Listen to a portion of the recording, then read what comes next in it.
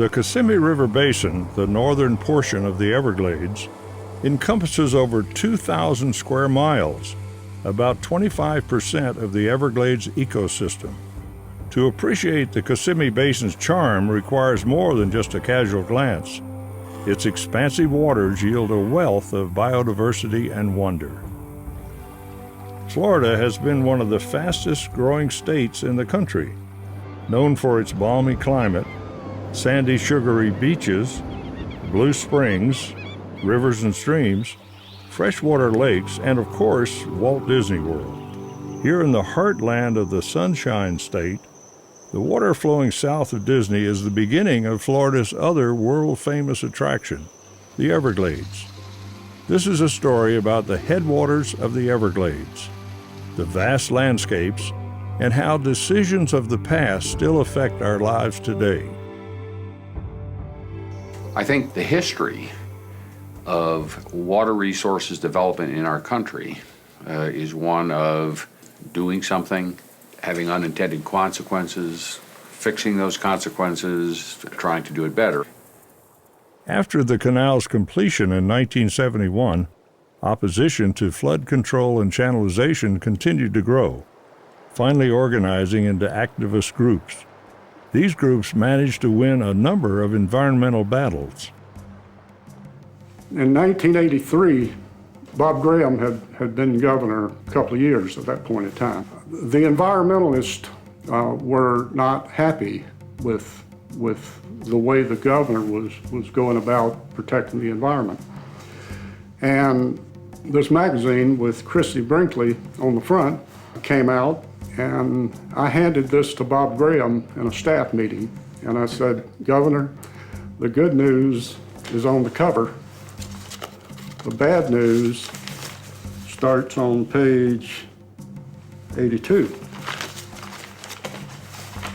And there's what it said. There's trouble in paradise. The feature article delivered a scathing indictment of Florida's water management and the effects of drainage. The Kissimmee Valley, home to some of the nation's oldest ranching families. Conservation photographer Carlton Ward has spent the last 5 years documenting Florida ranches, the land, and those who care for it. I'm an 8th-generation Floridian. My ancestors were pioneers who came into the state in the early to mid-1800s and have been working in ranching and still working in ranching today. I want people throughout Florida to know that every day there are people waking up before dawn, saddling their horses, coiling their lariats and whips, and riding out to work the herds. And these people have been doing this for generations. And Florida has the longest history of ranching in America. There's a rich cultural heritage here, but they're also keepers of the land. One of those keepers of the land is Carrie Lightsey. The Lightsey family's history in ranching dates back to the early 1700s, and early is still a part of the daily ranching routine. A typical day for me is to get up at 3:30 to 4 o'clock in the morning and normally go to the horse barn, saddle the horses, make our plans, go over the schedule with the cow crew. This particular day we had 660 cattle, and they came off some wooded areas, some marsh areas with a few grass patches. We actually drive these cattle about 8 miles. We take them through some creek land into the shoreline of Lake Kissimmee, settle them down, let them go in water and settle down a little bit and rest. Then we drive them about 3 or 4 miles down the shoreline of Lake Kissimmee, eventually going into an open grass patch. We like to settle them again. I normally take that bunch of cattle then, once they settle down, and I will ride through them. And I like to check, make sure the cow, the mom and the calf is healthy. I want to make sure I memorize that pair so when they get to the cow pens, I can part them out. Florida ranchers demonstrate the power of connecting conservation and commerce. Meanwhile, near Kissimmee, the Disney Wilderness Preserve demonstrates the power of connecting areas of protected large tracts of land. We've worked on important landscapes throughout Florida, from the Panhandle longleaf pine forest down to the Everglades and the Florida Keys. Today, the Nature Conservancy is very concentrated on a number of very large, significant landscapes. It's what we call the Northern Everglades. Hydrological restoration is critical to about a third of Florida's residents obtain water or somehow benefit from the water in the Greater Everglades ecosystem. By filling canals and ditches, we can hold water back and restore the natural timing and delivery of water south down the Kissimmee River and Fish Eating Creek into Lake Okeechobee.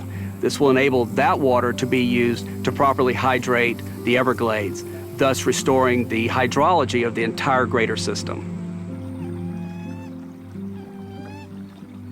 So, what does the future hold for the Northern Everglades? As we've seen, vast tracts of uninterrupted land are vital for the survival of endangered and threatened species, and here lies the challenge ahead. Not just to protect land, but connect it, to create conservation corridors. Accomplishing this requires a new way of thinking about preserving the Kissimmee Basin and the rest of the Everglades. Not just seeking wins where possible, but rather a comprehensive strategy. This strategy gave birth to a new concept now in the planning stages. The Everglades Headwaters National Wildlife Conservation Area fits into the conservation era that we find ourselves in today. With the headwaters of the Everglades essentially protected, we would be adding significant protection to the water supply that is so important to what is one of the most important conservation projects in our world today.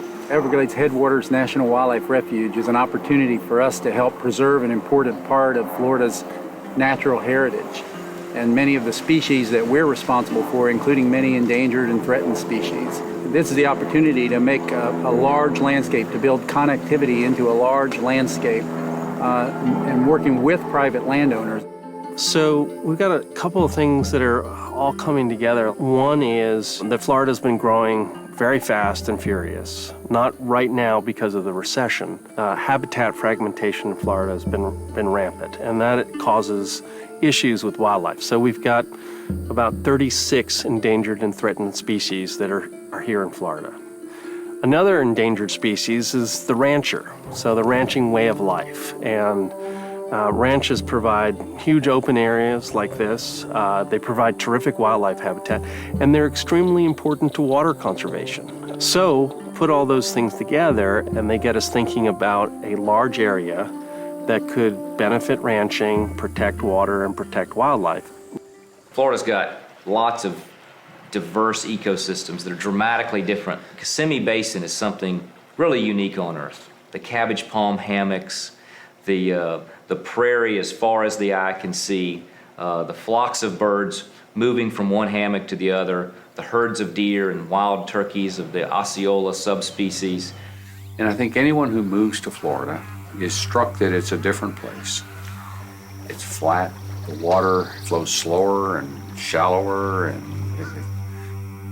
more meandering. I mean, it's just a really different place than anywhere else on Earth. South Florida where my soul is, where my spirit rests. When there's a place that becomes so part of you, like the Kissimmee, it takes on, for me, a mystical, spiritual sort of a reality for my life. You know, my family's been ranching in the Kissimmee Basin for 5 generations.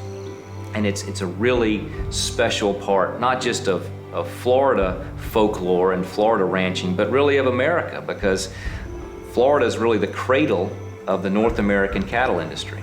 It's a very special chapter in American history, and it remains largely unchanged. And the unique opportunity here is for us to preserve that landscape, and those opportunities don't come along very often. The Kissimmee was the test. Marjorie Stoneman Douglas used to say, this is a test. If we pass it, we get to keep the planet. As we've seen, the problems and solutions in the Kissimmee Basin are part of the current chapter in a long and winding history.